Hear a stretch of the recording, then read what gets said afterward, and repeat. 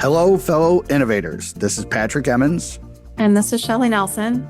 Welcome to the Innovation and the Digital Enterprise podcast, where we interview successful visionaries and leaders and give you insight into how they drive and support innovation within their organizations.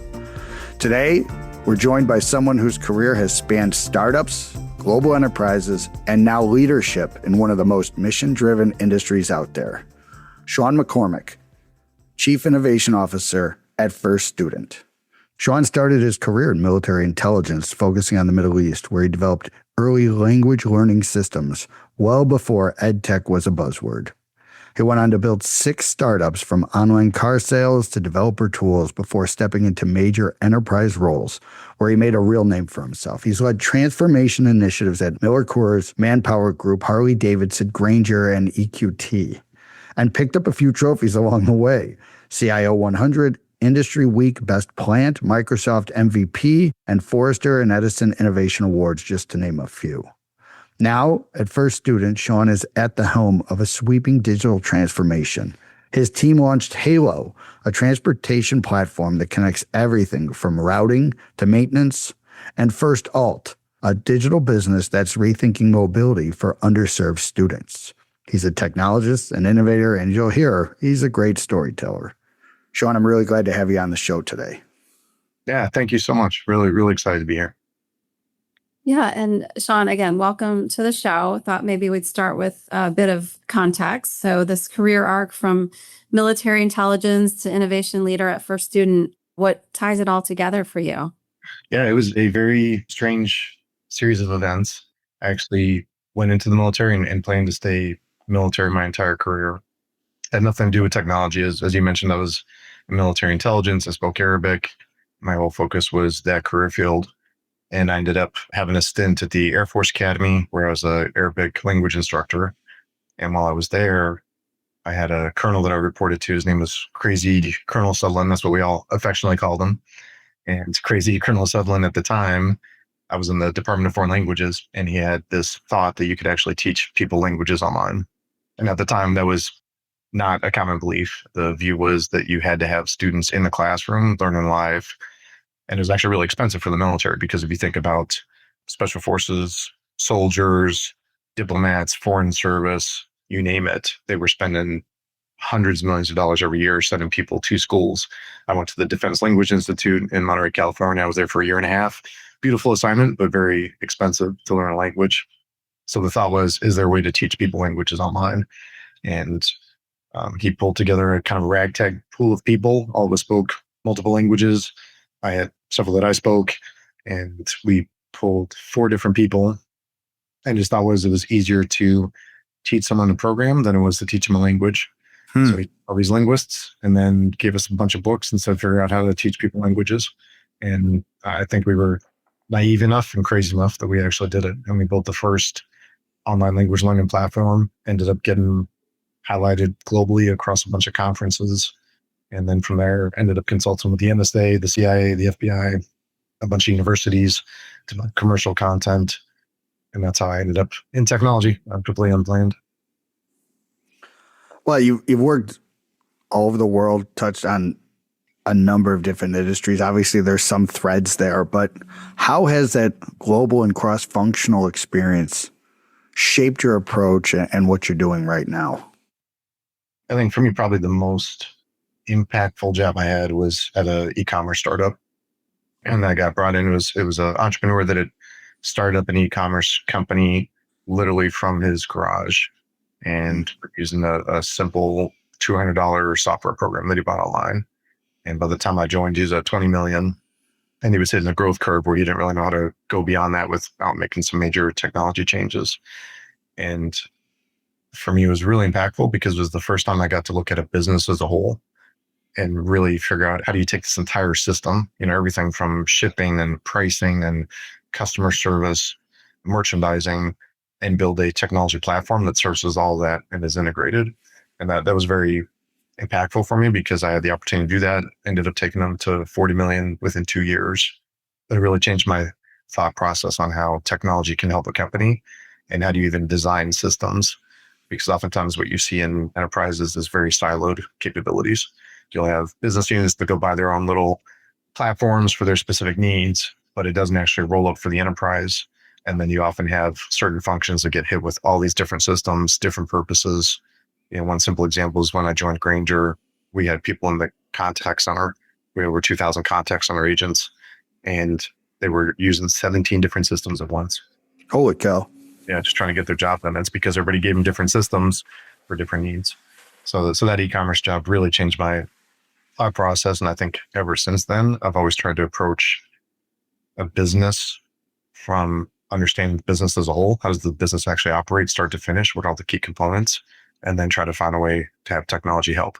And sometimes it doesn't help. Sometimes it's not the right answer, and being willing to understand that. Wow. And then, Sean, at Harley Davidson, you built out an innovation group and you ran a corporate Shark Tank, launched gaming partnerships. I guess, what did you learn about making innovation real inside of a large enterprise? Yeah, that was a blast. That was one of the funnest jobs I had. It's pretty cool when you have a job that you're given a credit card until the go party with your customers and, Daytona Bike Week. Are they hiring? Yeah, they're hiring. It was awesome. And I got to wear jeans and a t-shirt every day, and it was a really fun job. That was the first place that I really got to do innovation at scale. And there's a lot of different ways to do it. I had a lot of good learnings and a lot of painful learnings along the way. But we've actually built a dedicated innovation team. So I had innovation managers, and we had an innovation pipeline, an innovation council. We worked with all the different VCs. We worked with tons of startups, and we basically would we looked at it two ways. What's a business challenge, and how do we find a solution for it from a technology perspective? And then likewise, what's a technology, and is there a business need for it? So we looked at it from both sides. And I think one of the biggest learnings that I had in that is you really have to be careful how you approach innovation, because people want to be viewed as innovative. And if you come to the table and steal people's ideas or don't give them the right credit, you'll hit a lot of resistance. And that's what happened at the beginning. Was we started an innovation function, and you had sales and marketing and manufacturing. Everybody saying, "Well, hold on, we're innovative too. How come you get to do this and we don't?" And there was actually a lot of, I'd say, competition and not willingness to engage with us. So because of that, I changed the entire model, where we started working with all the business units. We started providing seed funding, and what we would do is we'd say, "Hey, help us identify an issue. We're going to jointly approach this. I'll provide the seed funding to go after your issue. And then if we're successful, then we're going to turn it into a full-blown project that you run, and we'll provide the resources. And that way you get the credit, and the benefit that we're providing is the seed funding Wow. and the resources behind it." And that fundamentally changed the entire engagement model. And from that point forward, we had a lot more success. So I think that was one big learning. And then two is just actually having a formalized process. A lot of times people do innovation, but they don't really, what does that mean? And something as simple as the definition of innovation, I had a lot of challenges around that. So we said, this is what innovation means. Here's our areas of focus. Here's the targets we're going after. Here's the metrics. Here's the process we're going to follow. Here's the governance structure. Here's the funding model. Here's the resources that we're going to use. Having that makes a big difference. Whereas I think a lot of times people just kind of pick a side project and go after it, and then don't understand why they can't get it across the finish line. Damn, Sean, I got to tell you, just that, I think you hit on probably the most important issue when it comes to innovation and why it doesn't work in most organizations is that greediness of like credit, right? Like the innovation team gets all the credit, even though all they did was, in many cases, not always, but farmed the ideas from other people. But like your recognition and taking action on that, I think separates you from a lot of people. And that humility is just, it's inspiring, to be quite frank. It's amazing. So looking at, I'm going to assume you carried that innovation mindset into First Student. Yeah. And so can you tell us a little bit about Halo and First Alt and what makes those platforms unique, how they came about, and just share more about what you're doing with First Student? Sure, yeah. So First Student, I would imagine a lot of people don't know much about First Student. We're the largest provider of student transportation in North America. So you can think essentially yellow buses, even though we do a lot more.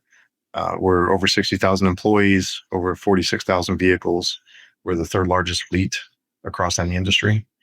And we do over 1 billion trips a year. We have about 5.5 million passengers that we move every day. So that's more than all the US airlines combined. So very large scale transportation. And one thing that I came to appreciate pretty quickly is it's a lot more complicated than I thought. Coming from Granger, where you're dealing with, massive supply chain and all kinds of challenges and logistics, I thought this would be simple, and it turns out it's not. Yellow bus routing is one of the more challenging capability. And then you're dealing with all the interpersonal dynamics. So, if I have two kids that don't get along with each other, like if I get on an airplane and I see my neighbor and I don't like them, I can't get the plane to change their route because of that. But in a school setting, if you have interpersonal dynamics, you have to even deal with those issues and angry parents and all kinds of stuff. So it's been a really fun endeavor. But I got brought in to really help transform the company with technology. And the whole focus is, how do we build better brand recognition? How do we create value for the company? How do we improve revenue? How do we improve efficiency? How do we reduce costs? Really just looking for opportunities. And it's been a fabulous ride. And two things that we went after. One is First Alt, which you mentioned. First Alt is focused on underserved kids, especially special needs transportation. And we had a huge issue where oftentimes we would have to send a large yellow bus for special needs transportation. And one, it's not super personalized, but two, it actually caused challenges for us because it's taken a CDL driver, which is a hard thing to get, and send them on trips where we couldn't leverage the full bus. And that impacted our ability to serve everything else. So we have someone named Greg Prettyman, who the company hired, and he's really a specialist in the space. And I worked with him and our respective teams to build out First Alt, which is a digitally based platform that allows us to manage the entire transportation process through a core platform. We have a driver app. We have an operational and dashboard. We have an app for the districts. We have an app for parents where they can see where their kids are. And we manage all that. And it allows you to do fairly sophisticated things, because I may have two kids and, one of them needs a booster and, another one needs a wheelchair lift. So we have to track all the different vehicles, all the different configurations, the different kids' needs, and then make sure we provide them the best possible experience. So that's gone extremely well. We went from concept to market launch in 9 months. Wow. And basically built a startup within a large enterprise. And the company, or not the company, but that function has grown like crazy. And we've exceeded our targets every year, continue to just really have good success and expand across the US. So that was the first one. And then Halo, kind of going back to my e-commerce experience, First Student was already a leader in technology. They had already done a lot of really good innovation, but the challenge is it was a fairly disjointed experience, especially internally. We had all these different systems that were built for a single purpose, and it was really challenging for locations and bus drivers and dispatchers to operate across all that. And the other challenge we had was being able to effectively explain our technology capabilities to the market, because we had so many different products. We'd sit down with a customer and there was, like 10 different products that we're trying to explain to them, all doing different things. So it was just confusing. And because of that, we built the Halo platform where we re-engineered the entire core capability, and we solidified to a core set of products, a single technology stack, a shared database backend with analytics and all the things that you would need, integration with all the enterprise functions, a single look and feel, and then branded it Halo so that now we can talk about the capabilities and not the technology. And it becomes a much easier story for the customer to understand what we can do. And then we have this fully integrated architecture that we can add things like AI cameras and do a lot of other cool stuff. So it's given us just a really good platform that's industry leading. And like you mentioned, between First Alt and Halo, we've been fortunate to win a lot of awards. You don't normally see a yellow bus company winning Forrester or T-Mobile awards, or Fast Company for innovation. It's been a fun ride. That's incredible, Sean. And as you just mentioned, Halo won awards from Forrester, Fast Company. I guess, what was the biggest challenge you faced in building it, and how did you overcome it? I think the biggest challenge was helping the different business units understand why this was better for the enterprise, because oftentimes people get very focused on their capability and their need. And a lot of times technology change isn't about the technology, it's about the people. You have people that are very proud of the work that they've done, proud of the capabilities that they've built. And if you come in and say, hey, I'm changing it, to a certain extent, the feeling is, okay, well, what's wrong? What did I do wrong? This is all my work. And what happens to me as you start to change things. So I think one was really just partnering with the business units to understand why this was a good thing, why this was going to help them, the benefits that they'll get from it. Two is just the technical challenges themselves. I mean, you're redoing all of the plumbing on a very large live system, and how, even simple things like how do you start to deploy the different components? How do you turn them on?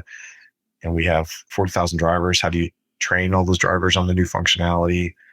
So I think those really the change management across everything was probably the biggest challenge. And just the speed, in 2 years, we built, a massive enterprise platform, and we removed over 20 different systems, consolidated everything, integrated, brand new UI, brand new functionality, switched from more of a waterfall approach to more of an agile approach. So across the board, just a lot of change for the company.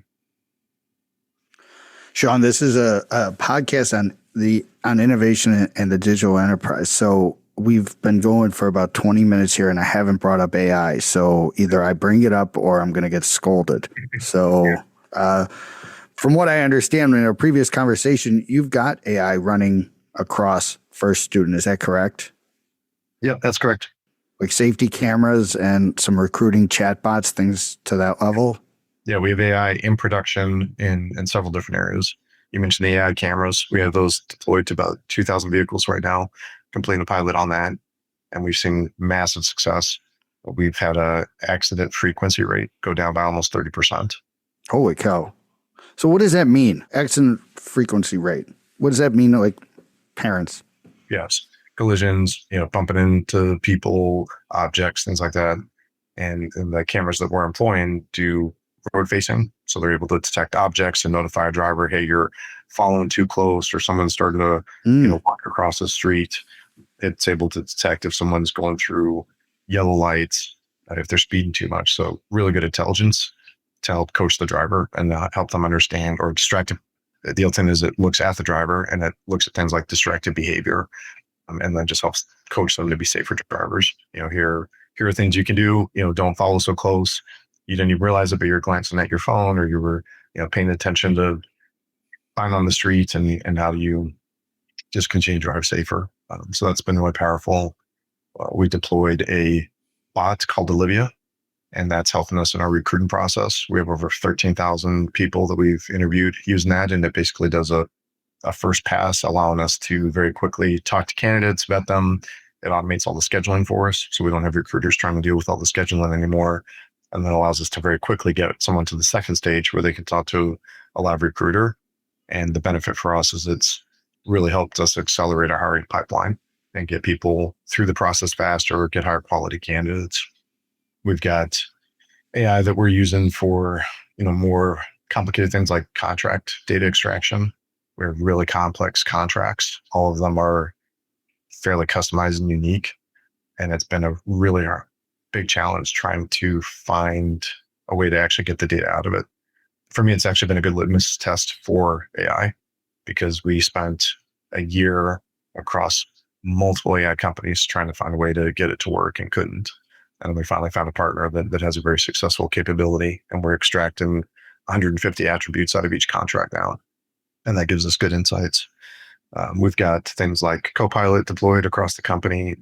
We have AI chatbots internally for our service desk, for our employee portal, for HR systems. So we have a lot of things that we're in production with. And then we actually have an AI pipeline where we have several different POCs and pilots that we're going after. Well, it sounds like you've gotten a few things accomplished. Yeah. Right? Took a couple check boxes there. Nice work. So I wanted to ask you about Agile, but I also think, how do you get that much done? Right? Because I think that's really what I think would be really helpful to understand, because you're touching on a lot of different areas. You're getting a lot of things accomplished. I know you're not running around doing it all anymore, much to your own dismay. No, I think it's a couple things. I think one, getting really clear on business needs.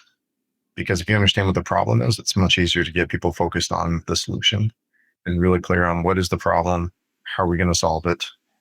I think two is having very clear governance structures, because when you're going after these things, there's a lot of players involved. You've got procurement and legal and HR and commercial and finance, all these different groups. So how do you set up a governance structure that builds good communication and helps facilitate speed versus facilitating friction? And I've made mistakes throughout my career where I didn't do that. And the problem is we don't really have a good governance structure and good relationships in place. You run into tons of roadblocks. So really just trying to have a frictionless environment as much as possible to allow things to move fast. Next is having a team. I have a fabulous team. I have people that I've worked with throughout my career that I've brought in. I have new people that I've hired, but we really try to focus on people that want to get things done. And one of my key leadership principles is delivery over activity. I see oftentimes teams will focus on activity.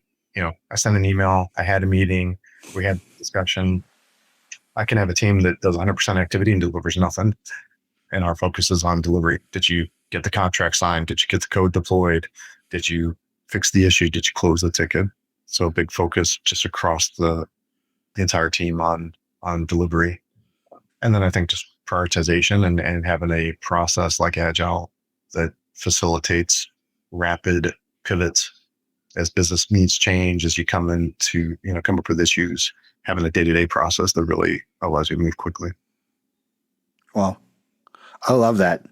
It sounds like anti-busy idiot, right? Of like, yeah, I'm super busy. Is it productive? Don't worry about that. Yeah. Look at how much I'm getting done. And you see it all the time, and it's not malicious. It's just right. People get caught up in the day-to-day. And one of the things that drives me nuts is you'll have an open issue, and you're like, well, where are we with the issue? Have we closed it? Well, I sent an email. Well, I left a voicemail. And it's like, no, get everybody in a room tomorrow, have a meeting, and fix the issue, come up with a decision. And you can do that, you move so much faster. But oftentimes it's easier when you're busy. It's easier just to send an email, or it's easier to set up a meeting 2 weeks from now, or it's easier to punt it to somebody else and kind of play hot potato. I'll tell you this, Sean, do not get in charge of a sales team. Don't do it. You won't like it. If you want to see people who are just activity focused, they're like, I sent them an email. Yeah. Awesome. That's great news. What are we doing next? And Sean, you've kind of touched on this a little bit, but when you say CIOs need to speak business, not tech, what specifically, I guess, do you mean by that? And how do you make sure your team is aligned in that way? Yeah, I was really lucky. When I was at Manpower Group, I worked for a lady named Amy Bernstein, and she was outside of IT. She was head of strategy and had a marketing component. And I reported to her for a while, and she was a amazing communicator. She actually ended up becoming the chief editor for the Harvard Business Review later on in her career. Wow. And I remember early on when I started working for her, she was like, you got to completely change your communication approach. You're talking tech and you're putting everybody to sleep and nobody understands what you're talking about. And she really helped coach me on how do I lead with what is the business need? Nobody cares about bits and bytes and servers and CPUs and code deployments and hot fixes. None of that matters. If you're in charge of the commercial team or the finance team or sales or marketing, you have a business need, and I need to be able to speak in your terms on how the technology that I'm providing addresses those business needs. It's your KPIs, it's your process, it's your outcomes. So she did just a fabulous job coaching me on that. And if you look at my presentation style, I present like a marketer or a salesperson. I don't present like an IT person. And very rarely we actually see much technology in my presentations. That's really focused on the business. Something that's for a lot of CIOs who probably haven't had that coaching like I was able to, just don't realize that it's a big gap. And if they can address that, it makes a world of difference.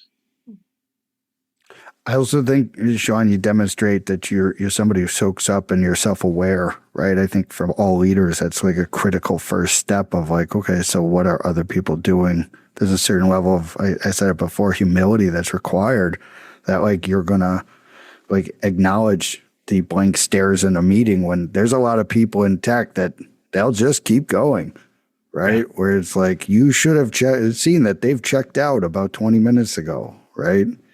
And so I do think it's that self-awareness is something that's critical for leaders. One of the thoughts that I think when I talk to you always is like that concept that the SEALs have of there's no bad boats, just bad leaders. Yeah. Right. And so I do think I'm a big Jocko Willink guy too. I listen to his stuff all the time. It's a good reminder of like, it's not about you, jerk, know? And so I need that a lot. I need that constantly to remind myself, right? Like it's not about you, jerk. So that's good that he's there for us. So I love Simon Sinek. I don't know if you spent much time with him. He's amazing. Yeah. I think one of the biggest mistakes people make is when they switch to leadership, they don't understand their context changes. Normally you got promoted because you were a functional expert, and people have a hard time switching from that functional expertise to the fact that now my entire focus really needs to be on communication and people and change management and business outcomes. And that's a hard switch. And if you look at where I spend my personal time reading and watching stuff, it's, books by Simon Sinek, it's books on body language. How do I just read someone and understand? It's books on negotiation. How do I effectively approach negotiation? It's things on change management, presentation. I'm always trying to improve how I present stuff. How do you condense it more? How do you do better visuals? So to me, those are the type of things that the more you shift into leadership, the more you have to focus on, because that's what matters. And generally those things make for a better life. Yeah. Right? Better relationships with other people, not just at work, but also with your family, with your neighbors, right? It's a different skill set that really, I think, enhances your ability to experience life in a more full way of like, hey, just even the communication styles you talked about. One of the first lessons we teach at my organization when you want to be a leader is active listening, where it's like the amount of times I've said that and people push back and they're like, I thought we were going to learn about leadership. And I said, tell me the attribute of your favorite boss. Yeah. Well, he listened to me. So that might be important, right? That might be where we start, as opposed to the Patton-esque yelling, screaming. Nobody liked that guy. Yeah, he was effective, but it's not like anybody want to go have beers with him afterwards. Yeah. I had one very important learning when I was a Manpower Group. I worked for two different people, two completely different leadership styles. Both of them were effective. Both of them got things done, but one was a tyrant and one was a really good leader. And what I came to realize is ultimately what matters is how you make your people feel. Because you can be effective, by the way. I can yell at people and get things done, or I can try to care about them and still get things done. So really, how do I want people to go home on a day-to-day basis? Do I want them to feel like they work for a company that cares about them? They work for a leader that cares about them? They work for a company that has a positive culture? Or do they want to go home, complain to their spouse and their kids and work in a toxic culture? Either way, you can get things done. But in the end, I think as a leader, you have to figure out how you want to impact people. I totally agree. My contention on that is with the more of the abusive, pushy, kind of hardcore, tyrannical, I think you have a shorter time frame. Oh, yeah. Yeah, you're going to burn people out. They're going to quit on you, right? Yeah. And so it's like, do you want to keep them for longer? The other concept that somebody taught me a while ago was if you make people smaller, right, you'll be surrounded by very small people. And if you make people feel like giants, you're going to be surrounded by giants. Yeah, all that. So I know that's a great bit of advice, but I also thought from like, you've built innovation into industries that aren't always known for it, right? Like I never noticed first student buses until we met, right? And now I see them everywhere, right? So that awareness is pretty interesting of like, literally last time we talked, I was driving 95th Street in Chicago, turn the corner, and there's a bus coming out of the junior high, first student. So what advice would you give to our listeners and other technology leaders trying to drive meaningful change into, these sometimes, not technology and even in technology environments? Like what are the things, I think we've touched on a bunch of stuff already, but like, what's that one thing, if you're going to talk to a leader today, somebody who's just about to start their job, what's the one thing you're going to hit them with? I said the one thing would be go see, like literally go see the business. And when this at Harley, we used to do something called Walk a Mile, and you had to go work at a dealership. And they had the They came from Toyota Lee Manufacturing. So they had the whole concept. They just had to literally go see what was going on. And at First Student, the first thing I did when I joined, I went through location manager onboarding. One of the most critical roles for us is location manager. They're the ones that are running all the day-to-day operations. So I went through their onboard process, and just like any other location manager, joined the company to see what's that experience like, what tools are they giving them, what are their expectations. I went to multiple locations and just sat down and talked to people and looked at how things operated. You're going to catch so much more doing that versus sitting in corporate headquarters on Zoom meetings, talking to people. You'll just never get the same realizations. And so I think out of anything you could do, it's just go see the business. Go see the business where it actually happens. Go to the plant, go to the distribution center, go to the store, talk to the people, and then very quickly you'll identify the business problems. And then they'll tell you, or you'll see it. And then all you have to do is find a way to fix it. That's awesome. And Sean, I just want to give a shout out to your daughter. I know she just graduated with the CS degree. So I'm curious what it's been like watching the next generation of technologists grow up. It's actually been fascinating. So my wife's an attorney. She originally went to school thinking that she wanted to be an attorney. And her entire life growing up, I tried to get her into coding and she's had zero interest. Goes to school, takes her first CS class, falls in love with it, and decides she wants to become a software developer. So she ends up switching her degree. She graduated from University of Tennessee, Knoxville with a degree in computer science. I'm so proud of her, especially for someone that really didn't come from a STEM background to be able to push through that. She graduated with honors. So phenomenal job. What's been fascinating though is watching her progression and at the same time, the progression of the industry. And 4 years ago, my advice to her was get a computer science degree, become a software developer. 4 years later, when she's graduating, I'm like, don't go into software development because I think AI is going to change that industry so much. And my recommendation was get into more people-facing roles that are still in the technology space, because I think that's where the value is going to be moving forward. So now she's in a business analyst role at a fintech company and just starting her career, but it's been really cool to watch. And I'll tell you one thing I've been amazed with is her generation. I think there's a perception a lot of times in corporate circles that the younger generation just doesn't have the same work ethic. I've never seen that. If I look at her and all her friends, what I see are people that are extremely creative. They operate differently. They care a lot more about work-life balance than I think other generations. They're so creative. They're so innovative. And they just want to make an impact. It's been cool to watch. That's awesome. That's awesome. Well, Sean, thank you so much for taking the time and sharing your experience, your wisdom, your perspective. Always a pleasure to talk to you. I always get 3 or 4 really great nuggets.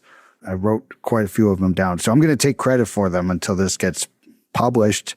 I will not footnote you appropriately until I'm required to. But sincerely, though, thank you so much for joining us today. Yeah, that's great, Kishna. Thank you so much for having me. We also want to thank our listeners. We appreciate everyone joining us. And if you'd like to receive new episodes as they're published, you can subscribe by visiting our website at dragonspears.com/podcast, or find us on iTunes, Spotify, or wherever you get your podcasts.